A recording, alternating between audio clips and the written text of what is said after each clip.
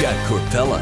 Hello everybody, I'm Jack Korpela with sports. Let's get right to it. I think a lot of people might see these records tonight, 2-0 Catalina Foothills, 0-2 Cienega, and think this is not going to be a competitive game.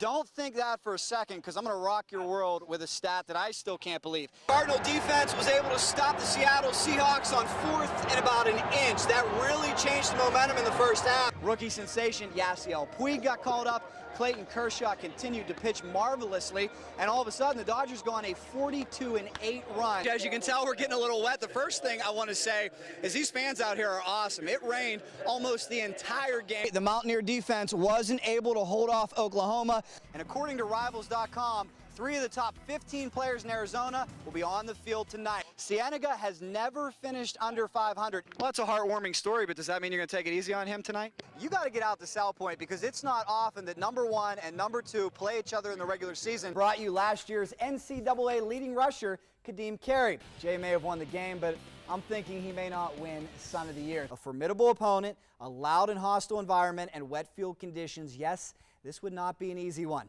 Washington, fired up and ready to go in the rain. As expected, it was loud, and maybe that was a factor. You have to see this. Yesterday, we may have witnessed the most unusual Eagle ever. Translation, these guys are barely shaving. Carson Palmer and his offense came in ranked 23rd, hoping to change that. This has got to be the greatest sports time of the year. 100 more times last year than you ever did at Michigan or West Virginia. Do you want to see the carries go up this year?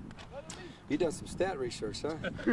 I hope everybody's having a great Saturday night, but here's the big question. Did the U of A football team have an enjoyable evening? Colorado leading by 3 late in the second quarter, but here is Kadeem Carey fighting for the hard yards and the touchdown to give the Wildcats the lead. And this could be the play of the game. Arizona leading by 7, faced with a 4th and 2, and Rich Rod decides to go for it. And boy, did he ever. It's one of the most unusual endings to a World Series game ever. 9th inning, tie game.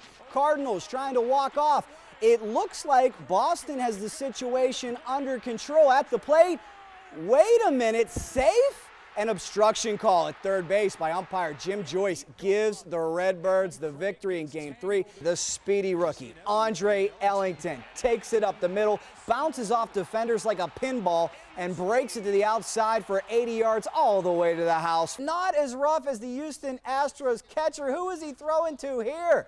A fitting way to cap off a miserable season for the Astros. Looking to beat the first half clock today against Washington, Buckeye QB Braxton Miller throws it up. The Hail Mary is good. The greatest man in the world, Tom Brady, doing his thing. New receivers, no problem. Brady throws for 316 yards, 2 touchdowns. Falcons would get one final chance late, but could not connect. Patriots improved to 4-0 with the victory. Anybody else smell a classic Brady versus Peyton Manning playoff game later this year?